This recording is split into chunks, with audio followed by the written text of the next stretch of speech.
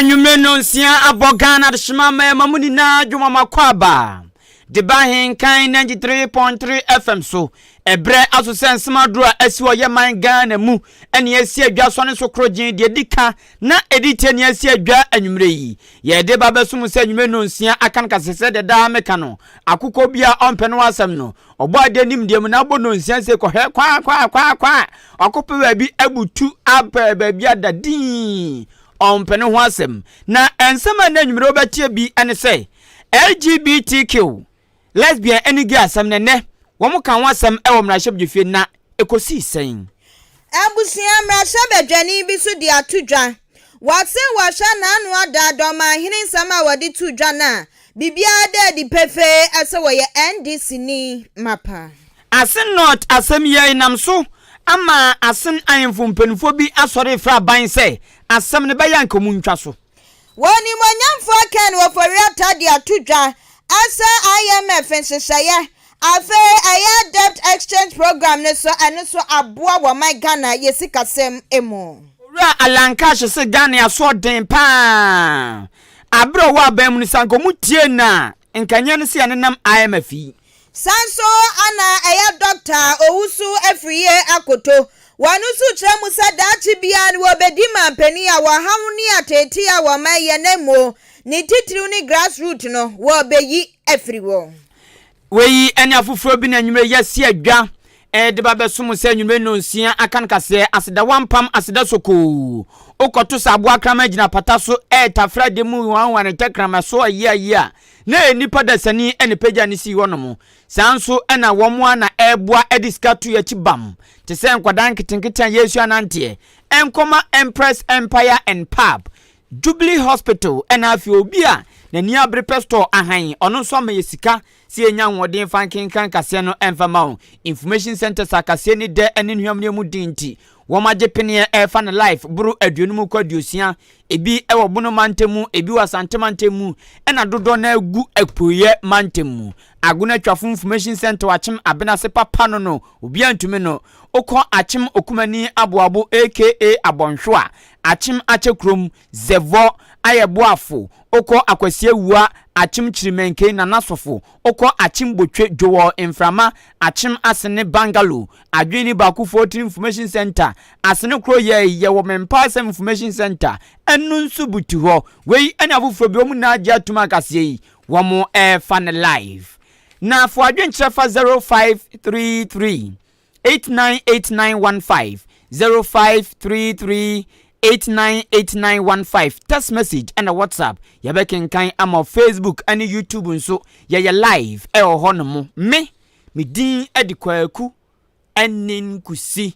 buadumene mame akwia janewa afi abusuan nsam ni nkyeremu anin fiti ase eni Ahenkan FM what wasum lesbian any gay eya ade bia eyoba se oba ne oba ebehiem ewompem ana bema ne bema ebehia ewompem na wo mu nsemoni ne adwenbone ne hunhumfia ewo mu nti emfiche kura abekọ na bema ne bema kukuru wo mu che eyi nkrama wo mu kukuru na bema ne bema no mo fo mo ho adwenbone ne adwenfinti obekọ na oba besia ne nyonko ba besia afimfamu ti se enwa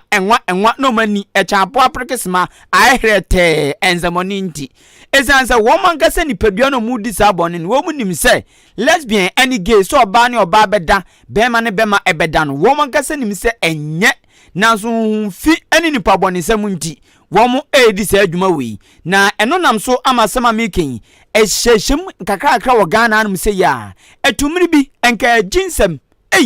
afien wan se lesbian gay fu asi signboard bu ana omo kale sababonten no mo penti wei ena empenfo ye se da bi okomra shep de fia MPC ni bi esore wakase ade a ekoso a ebobọ bayi si etena se afofo bedane ekwaye nti yen sori ntia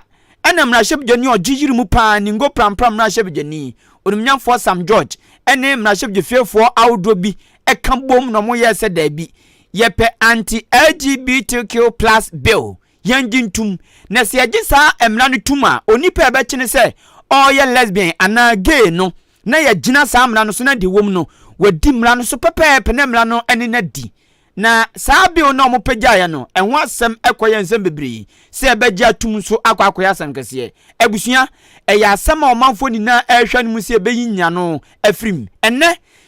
emraship je fie kwa atenase no wom kofa ho asem ebai eho ena emraship je ni ma de hye wo Asante Atim North abeton peso so ewa Asante Mantimu onumnyamfo Andi Apia Kubi ekoka se LGBTQ wasema speaker akotamaba no ono onumnyamfo Andi Apia Kubi o gina MPs ni na nema ka che ni plain say MPs 275 no obia efwa bill ne so entomunji bill ni ntum na wa bedi sansamoni bia yankumfa ntiaw yenyina so mfa nkuntiaw na no na okasawie yape na Speaker of Parliament Right Honorable Urban Kingsford Sumana Bagbin HSA ebo se onumnyafo Andi Apia Kubi aka ne saade a ebikwa na obi nso ewo bibika ontumi nkasa mamu na enunti de wakan me nso speaker me gina so me gina metumi mu amma mraship de fi obia kwan se wa asem onumnyafo Andi Apia Kubi aka se munina moje bill no atum a enkuntia lesbian any gay for no se munina moje tum no me mama konya biem wa udwinse bia wo de umfo aso no sorry na kasa speaker emma sa akunya we no na efio no matai din obia no no ma onya kukuduro sorry na se u ejrema de course no kire se emraship de fie wo munina 275 MPs no obia eje anti LGBTQ+ bill no womu afuaso nanso emremu de ye nyamfuaso nanso de course no kire se womu ni na etai akiri na no ana speaker ye se okay se mu ni na ase obia nkasa obia no no besore akasa tia de a na me baba gi atumo oye se baba gi atuma na ose da bi ma mema ebre kakra na mema mo akonya foforo na mfa nkodwene ho na esusua bi obia wo bia no onfa mra se de be ya ebre ni du na se ye je emra no atuma yebetumi agye atum fenchim na ochina bi obi nkoka se ye kyekere ne boa eto ne yam yentie speaker ene de ekoso e won ma shebe fie any person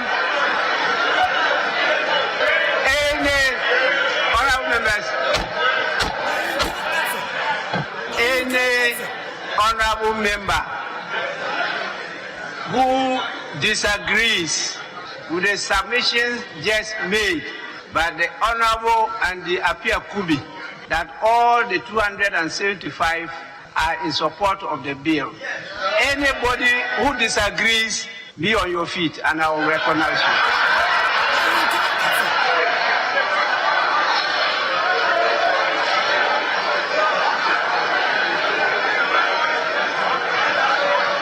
Honorable members, since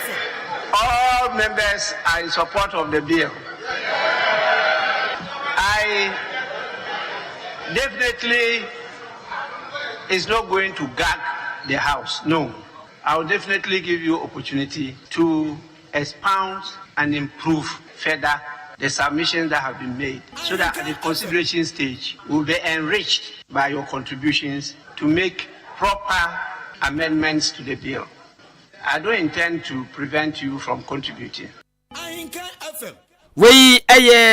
Speaker of Parliament Right Honorable Urban Kingsford Bagbin na nanusi ya no ena mrashabi joni ma de hyewo asanwase abeton peso so wasantimantimu onumnyafo Muhammad Mubarak Muntaka the Speaker of Parliament as say nyamianim ni kwani nipa ya de osayiye ose kwan a empo ofa so eto asam ne ma wo mo say wa oso wumfu aso no ana one onumnyafo Andi Apia Kubi enya adwensemu na mogitum no wa umfu aso no sori gina one me ehun sampa umfu aso na chirem a obi antumi ankasa no ose kwan ya ofa so to asam ne ma wo mo no nyamianim ni kwani ogbo na baso papa onim de echesa mpa penyi ofie ni trimu adwenu mu ado papa ogbo na baso na onumnyafo Muntaka sanka say afi mraship je fiefo na no wo ma nya kukuduro eyese yenye mra entia lesbian any gay nso obo MPs na enya kukuduro sori ya onumnyamfo Sam George eduma tentemen onumnyamfo John Intimfo Johnson eduma tentemen any MPs ba ku mienu bi kan wo no obo wo mo so abaso. Mr. Speaker, let me start by thanking our colleagues who have done a lot of work to bring this very important bill before us, and to thank you also specially for the space allowed for this debate. Mr. Speaker, I'm equally happy about the strategy that you've adopted, that those who were against what we are doing will be given the opportunity to speak. Now that we don't have anyone speaking against it, maybe all of us will also agree that maybe we will not speak more than 3 minutes each, so that we can fast track to conclude and probably stand down the orders and take the bill through all the stages today and conclude it so that we love assent. Ahenkan FM. Onumnyafo Mohammed Muntaka Mubarak eyem na shibdwani wo asanwase abetompeso aso ne ena mutiye na nokrakra no ena onumnyafo Sam George eyem na shibdwani ewo ningo prampram woma epeja LGBTQ bill yi ekom na shibdwifie no ono odimate ono kwa na di animu na ose abromode saa bill yi bam na shibdwifie no a omoka so mu na anya dwe no mo nye emrentia no ose okan hwan fuchu MPC ni bi twetwe te se nwa tamni nwa a wode sika abon to kwa oyezebi wo ma ebebre atwi womani na ose edom kase no MPP fo no nipa ba ko pe enenya akukuduro esore ye so betai wo mati no ma ye mra atia wom de samra no abetum na shibdwifie na ose sa nipa no eye mra shibdwani ewo Asen South abetom peso aso osanso ye oswafo abede chihwe Ghana ehumasuan so onumnyafo Reverend John Intim Fojo onumnyafo Sam George ejina so bo na ba so say MPP fo ni na ono peninya kukuduro tai wo machi ema omode anti LGBTQ+ bill no eba mra shibdifie are in support of this bill because from the onset it had been a Herculean task when we were putting together the bill. Originally, we had 4 members on the NDC side and 4 members on the MPP side. But let me use this opportunity to celebrate my brother, the Deputy Minister for Education, Honorable John Intim Fojo, who remains the sole person from the majority side who joined us to sponsor the bill. Ahenkan FM. Onumnyafo Sam George eyemra shebedwani ewo ningo prampram wonkramumpuni mantemu nene ena busua motiye. Abusia wo ensanfufro munso na watwi mu a ana doma hene wasagefo wasi adeyo agimai bedu a wotoso mienu wa friends and trafo nhye mu ana wakasa fa enkane ma peni a wanya ni baby eko Professor John Evans Fifi Atamels ho na ebra wakasa mu an wadi tudwa wo kire mu se wa besra judgefo ni titru ni Ghana ma peni afeso Attorney General Yera Godfred Yeboadame Esu wa monsha na Yera James Jachikwaisen Mashebedwania wawa asen not abato ompeso aso ne nsem egusu wa court esusisa wa dai Ghana mai enuti nsem egusu wa wachina wa kwa kopie mu ewo court wasajefo wasi adeyo agimai bedu awatosum yenu do mahene aditu dwa wachem sansam no mampeni nyina ni tumiso na afeiso Attorney General Yera Godfred Yeboadame wanusu nyina ni tumiso wamu mienu wamu kamom na ansam ni wamu nyimfri court na afeiso no Mashebedwani ni wankwa di ne mrante esem ni atia ni wakasa nyina ni se wosusu esa abatra kwaso ewa senot no adisha wanu mo ho ane kwakwatu aba no enti weni ni atosu mienu a wamotu aba eyi Mashebedwani ni awamudi kan eyi no wanu kuro ya no wamasa yi na ededi pefesa wanu mo wamu wa asenot no wamu hu bibi ewa onmonyafo James Jachikwaisen mu enti kotu ma ne kwan na dwuma yede ahye ne nsa Ghana wasuma waba besuma dishia wanmu asenot no wankwa sum na wansum na ekwan paso na wadi semi ba monten so ne abusua eninti ni akukuda mo my Ghana mu penifo awodro na ana chese akira wo madwen afa ho wafoforo kwa wano so ade na dwenkyere atudwa Mashebedwani awa adanse asokwa abatom peso aso wanukura ya asanso ya soafo wo hwepedie ni anyumanyuma so wani mwanyamfo Kwabna Tahiri Amon wanu di atudwa wachira musa nokure wosha ensama domanyine aditudwa na wase enfamra kwan so empo wa Ghana amamra 1992 constitution no wama kesi su popi aka susu edi atudwa ese eye won monyamfo keti amon ene anya de ne nsam a waka no wase wankwankwohwe free bebia na emom constitution mu pa na ne waka no wadi asisu pi ese eye onimonyamfo jachi kwesen anya de wo betimi so agina samra hyebedwani enu kura chi no amamra na sa kesi so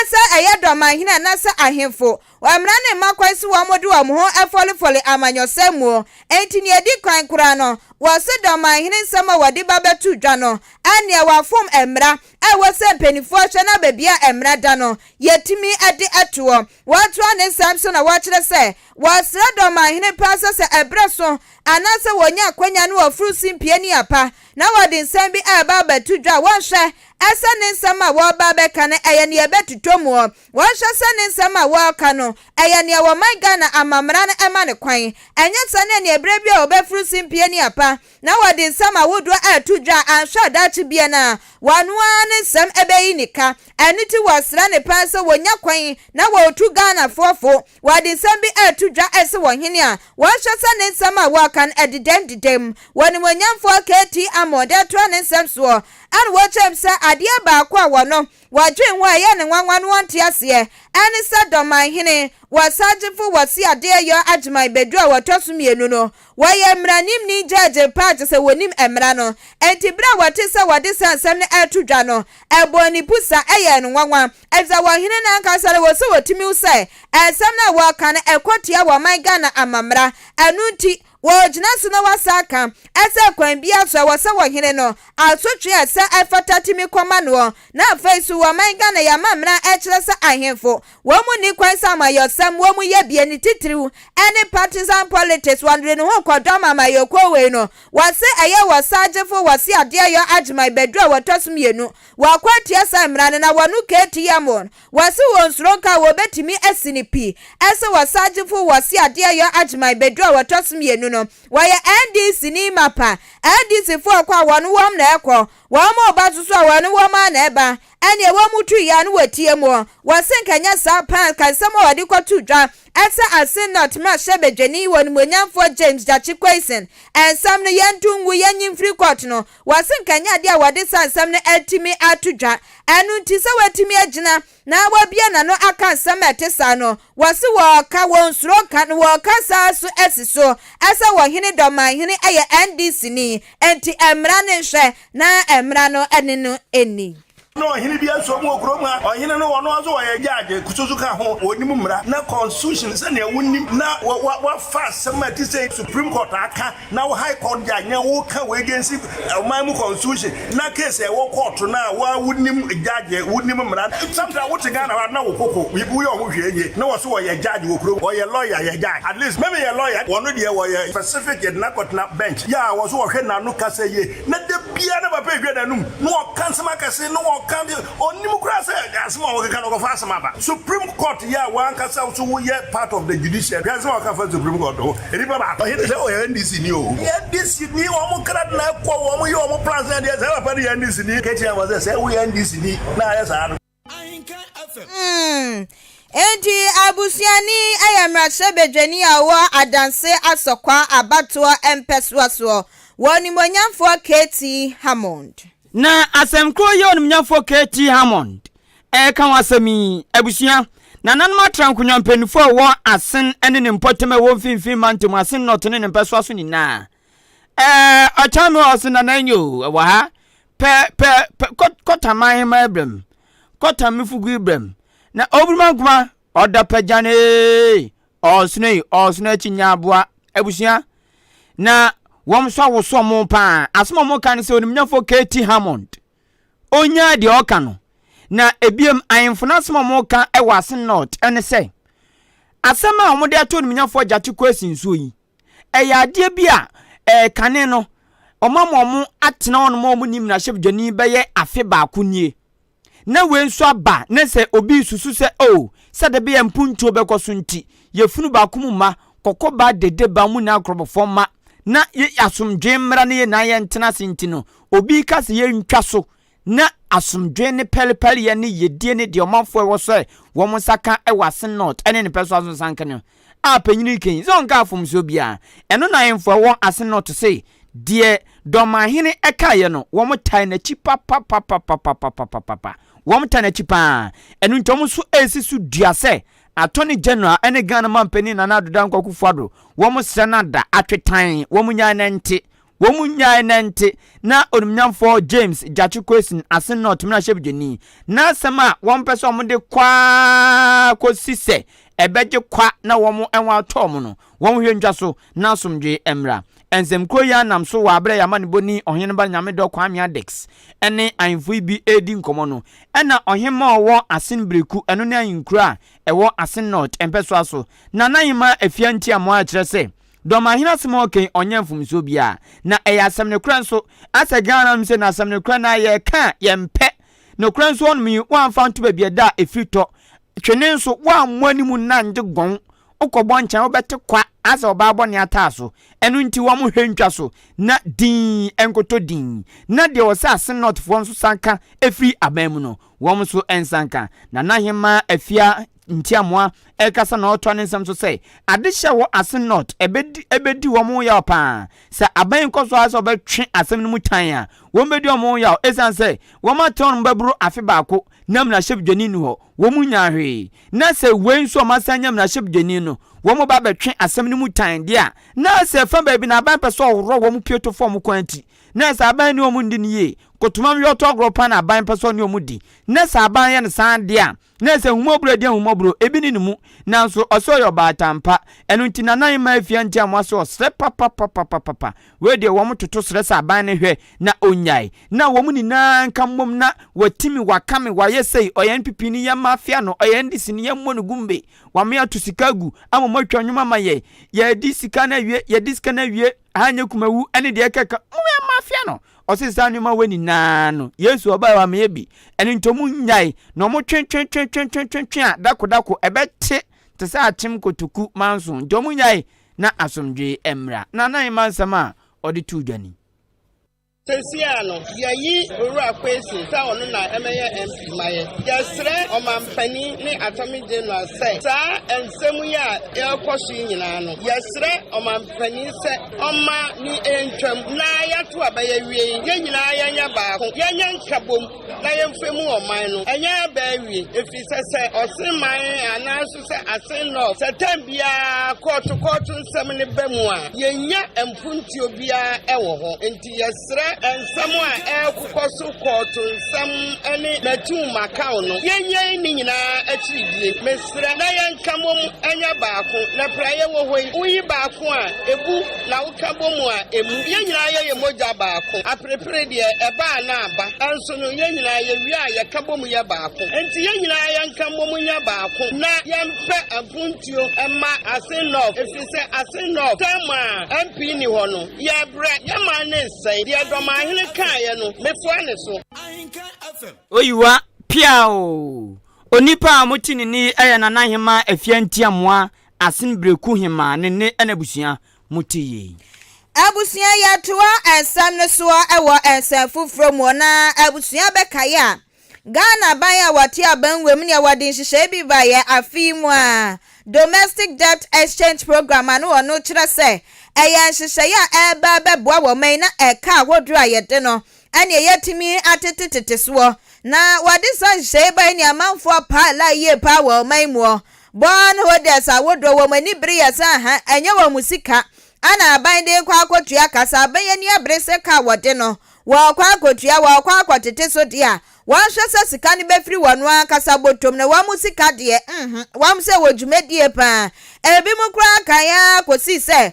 pensioners awodra ye de wo maka ho eya tete ni arewosem ese wobi ati nanimu fifra sam nanim fifra ye adwuma atiti bia to wase de be adachi bia okona homigye ma wo benya ne kakra wa no de akọ dokita afedi aban ba ya wasesa sika ne so mebefa ewon sam be ye de dwapa ewo manmo na abusia nche na chesafi su yesimo afedi kan ne wo man Ghana yakomo masika sane ekọ ye nyina no wato afọ esika sam eda na bemu wonu monyamfo aken ofowiata wo kwa kopia mo mra shebedwefie na wode sa ensam nkuntabuo ni nyina akotudwa ansa na sa bre ne ebedru no ane ne nsɛmtwerɛfoɔ yɛ ne wɔ nimonyamfoɔ akenoforiata atwetwe nkɔmmɔ ane yɛbisa ne sɛ domestic debt exchange program no akwa akosi sɛn ɛho hyehyɛeɛ ɛte sɛn ane wɔde to dwa wɔkyɛm sɛ no korɛ aba bɛboa yie paa ɛnam so kora ma ɛmpo wɔ haw ane atiti bi a wɔman Ghana ne ɛnam mu ɛba ne sikasɛm a wɔse kakra ɛtoɔ so etwa wɔatoa ne kasɛs na wɔkyɛm sɛ sɛbio na ɛnyɛ aban ne boapayɔ ɛso ɔba bɛtitititi ebi sika soɔ ebi mfa soɔ wɔ aba bɛfa wɔse aha ɛnte sa sɛnea ɛbɛyɛ a wɔman Ghana yɛ sikasɛm ɛbɛtu mpɔnti ana aban de saa hyehyɛeɛ no egu apɔn soɔ na wɔse sɛ Ghanafoɔ yɛankasa yɛbɛpɛ mu ne akɛyɛ no kora wɔse wohwɛ afe etwa mu afe mpinu ane aduonu mmienu kita nsa busum ye wo mi na wo de toto enadie hu a wase nneɛma kɔ n'anim nneɛma asesa ɛne sa afie atwa mu na ne sikasam atoba ha sikasam emu be yɛ din yie pa ɛso sa afie mu wase nkakra wa my Ghana yɛ sikasam egyina ye ne nyina da egyina hyehyɛ aban adigu apɔso wase sa hyehyɛ aban adigu apɔso kora pɔ ka ho bie ane yɛ sikasam so egyina ne naso enti samtrafo ɛwɔ aman mu so wɔkyerɛm sɛ nsɛmtwerɛfoɔ ehu bie ama sɛ yɛaba bisa na ɛho nsɛm deɛ ne wɔɔka susu sɛ ɛyɛ domestic debt exchange program ɛne hyehyɛeɛ ahodoɔ aban a ɔwɔ abangɔm adi gu apɔsoɔ no aba bɛboa yie paa mmerɛ no ɛkɔ n'anim no wɔwɔ gyidie ma pa sɛ nneɛma bɛsesa wɔman Ghana yɛ sikasɛm ɛbɛsa gyina ne nasoɔ na amammoa no nso agyina ne nasoɔ ne nyinaa no ɛyɛ sɛ yɛyɛ ɛwɔ ɔman yi mu yɛbɛka yɛn ho abom na aban hyehyɛeɛ bi a ɔde bɛgu apɔso yɛahwɛ na yɛtumi aso mu adi saa hyehyɛeɛ no so wɔsɛ akɔba ne saa deɛ yɛ amammuo no ɛbɛsa so agyina ne naso ebiem. I mean, I think first of all, we need to acknowledge that this is just an unprecedented period in global affairs with regards to the economy and all the incidents that we have seen. But be that as it may, I mean, July 1st last year was a very different period than July 1st this year. And the media will recognize that it's been quite a dramatic change in where we are. During that period in which we did a double take to go to the fund, we got the SLA in record time. We got the fund approval in record time. We got 3 times our quota, which is unprecedented, 3 billion. We also were able to front load it so that we may get 1.2 billion this year, which is good. And then within 3 days of the approval also, it was disbursed for us. And then inflation must taper down from 54 to where we are. I think the currency is a little bit more stable. Treasury bill rates have moved from 35 to maybe 20-something%. Domestic debt exchange program was very difficult for us as a country, but the need to do it is, so you can see some stability, and we are grateful for that. There's a lot. Abusiani ayawani monyamfo akan woforiata waswafo a wahye yesikasam esuo na ne krokrom won wadi to dwa wache se ehyehyeye awodo a aban de baye ene kwan oman ye fa so edi san hyehyeye ne sunti wase breso yes international monetary fund ne yakwane akopem mo ano ene ye wano hyeso ne ensakanye wase ohwe bra ye didru staff level agreement a wase na ye mritia wabi mo ani yekoye no amotena se twetwe nkwama an wo mo agitumo sika no kura ne yedi kan so aba wase ne nyina ye enhyehyeye wo man yedi eso na woto ne samsa wo chem se ayeno kura esa sika ne yedi kan aba na mom no eno nkyere se wo man yentenda eno nkyere se sika kakra na de aba no yemfa hye yese ase wase dabi se tew na wase yetimi gina se wo man na ye pre enkan ko wase yetimi gina se wo man na aban a wate abangwa so timi asona sne eboa no sane ebeye abesi a wodu a wope ede abeye o my Ghana yie no yensa enso betimi aka woto ne samso an wo kire mu se wonimpa asa ade an eden onimpa asa enhyehyeye ni bi wo ha emu oden enso ni nyina da eye atumu acha sa wo man konkron Ghana ye ka ye ho eboma bebi a epese ye di wo man ekokosie bebi aban a wo abangwa pese wo di wo man Ghana ekokosie no ye nyina ye betimi aka ye ho abom na yetimi ade wo man ne adi san pempenso no wase akokoba ne sa ene eda chinchiri manyina wa hawni atiti a ya na mu epemprenye anya de wo mo so ebefam bie afa kura no se yetimi aboa aban na entwa kwase afesese no na wo man Ghana yesikasam no atimi agina brane lot of work ahead, and really we need to remain faithful as Ghanaians to push ahead. There's going to be some sacrifices, but I think it's the direction to go. But I think we'll all recalibrate and continue to walk lock in step. They were very helpful to us during our approval from the IMF, and we thank them for their continued solidarity with Ghana. I think there are a number of issues, especially in security, because I rarely see Ghana as a green space of democracy in West Africa, and I think enlightened self-interest should lead to us working closer together. Ahenkan FM. Abusiani ayawani monyamfo aken wo foriata wo my Ghana yesana hene. Enyumre no nsia akan kase wasugusu tie wese. Te se dada so ayi enam ya mane uti wo. Ahenkan FM. What wasum. For wadwen trefa 0533 898915 0533 898915 a text message and a WhatsApp or the fast bar eba betum kunkron ya bekenkan amon and a Facebook no YouTube nso search Ahenkan 93.3 FM chewadwin bebre ne nsu te sa agrika be yenso ya betu ebo te se bi opemfo koto correction ewo Pentecost aso demu be ni na baako sabutre ni bi ne ebeje Ahenkan kase no adwenche na wo yen na no edi amon mentoa mensam soi Orumnyafo John Alan Kojo Chamatin Dodo na afa no Alan Cash eposo otu frank ama NPP amanyokunu ewo afimpinu ene adunu nan na bribi atwam na ono ene yosoafo a ohwe adwadie ene mfididwuma so Orumnyafo Alan Kojo Chamatin say IMF once more Orumnyafo Ken Ofuriata osoafo hwe Ghana sikasem so eka ne sisei osinyame anim ni kwani ogina no so akase Ghana ya so den papa osiezan say wa bra omampani dada John Ejekum Kufo etesuje Kufo teso so omampani no na penso ono olunyanfo Alan Kojo Chamatin edi dwumadie bi baaya wo mutu din say President Special Initiatives a wo mutwa ne tiafa ne PSI na osia no baisa nka etumne bi mu odin anasa ye kona nwoma ekoye wo man mu no na nkoma fa no so ede ayensa kraye bum wo Ghana na so de sansusu ye ba ya President Special Initiatives si ose hwan impenifo no kekom na to zede obi asabi etwo ya no na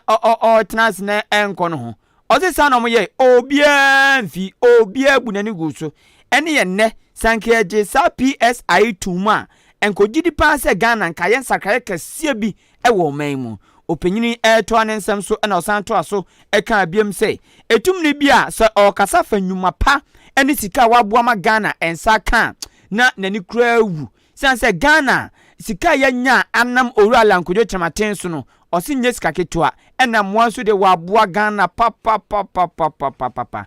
etu aso ka abiem say ene ne sanke yetie no eje ne hyehye no mpotuma enke benye sika wo manyan mu ayenko bi maso enko pesika owura Alan Kojo Chamatin Nami ajuma ma ya nje du ba bia me campo na me fere President Kofo Abraso I was one of the senior PSA me de ba ye Ghana fo ka mutie masema nka na Ghana ana ya me ankotena fia na Ghana apeja me Alan Chamatin me ba obi a we executive ya betwa oka otwa oka sa da chi bi wuni wa ubeni uboji ya twa ma